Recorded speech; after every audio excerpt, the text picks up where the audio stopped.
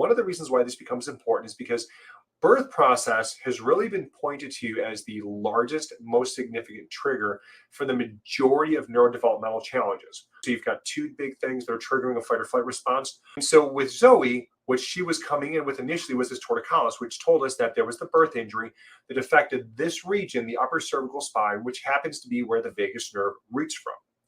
And so she came in with a tremendous amount of torque and torsion and tension in her body. Torque in the neck, tension in her upper body. She was carrying tons of energy. This poor little thing was just constantly on overdrive.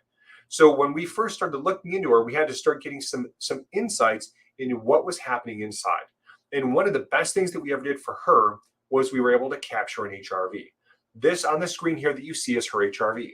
So for context, moms and dads, I want you to understand that that green box, the center zone, right in the very center of that screen at the green is where she should be, right where it says 100. So if you see where she is fully 3 standard deviations below where she should be.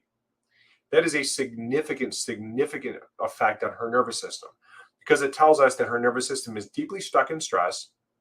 It tells us that the vagus nerve is not able to kick on and do what it's supposed to do to drive the brain to develop at its max, to calm her central nervous system, which is why she required so much stimulation, which is why she was so hyperactive, which is why she had so many delays with her nervous system.